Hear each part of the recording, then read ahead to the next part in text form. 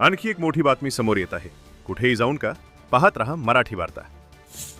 पापा sorry, हे सगळं खरं. 3 सख्या बहिणींनी 9व्या मजल्यावरून का मारली उडी? नोटमधून समोर आलं सत्य. पप्पा सॉरी, हे सगळं खरं होणार आहे.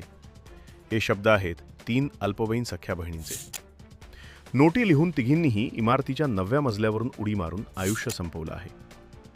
भारत सिटी सोसायटीमध्ये राहणाऱ्या 3 सख्या बहिणींनी 9व्या मजल्यावरून उडी मारून आयुष्य संपवलं. पहाटे 2च्या सुमारास घडलेल्या या घटनेने संपूर्ण परिसर हादरून गेला आहे. या तिघींच्या आत्महत्येमागे कोरियन लव्ह गेम नावाच्या एका ऑनलाईन गेमचे भयानक व्यसन कारणीभूत असल्याचे समोर आलं आहे. कधी घडली घटना? मिळालेल्या माहितीनुसार या तिन्ही बहिणी अल्पवयीन आहेत. एकीच वय 12, दुसरीचं 14 आणि तिसरीचं 16 वर्ष होतं. या तिन्ही बहिणींचे एकमेकींवर खूप प्रेम होतं. त्यांचं जेवण, झोप आणि शाळा सगळं काही एकत्र असायचं.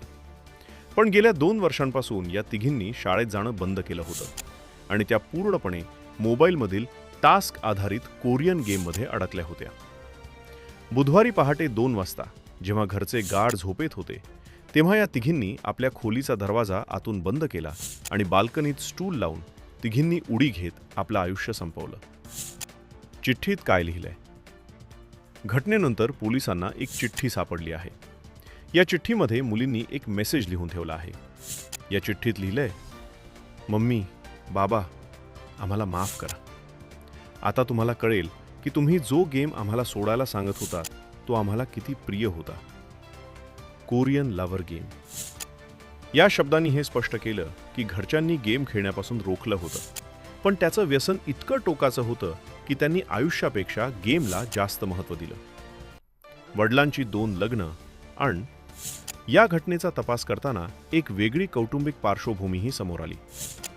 मुलींच्या वडिलांनी 2 लग्ने केली होती आणि त्या दोन्ही सख्या बहिणी होत्या. पहिल्या पत्नीपासून 2 मुलं आणि दुसऱ्या पत्नीपासून 3 मुलं असा हा मोठा संसार एकाच छताखाली राहत होता.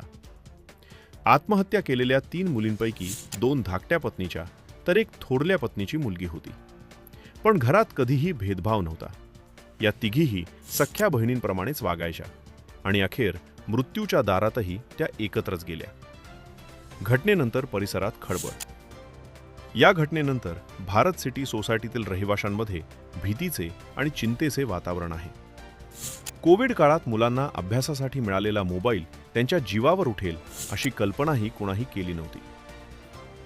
मुलांना मोबाईल द्यावा की नाही, ही चर्चा आता प्रत्येक घरात सुरू झाली आहे.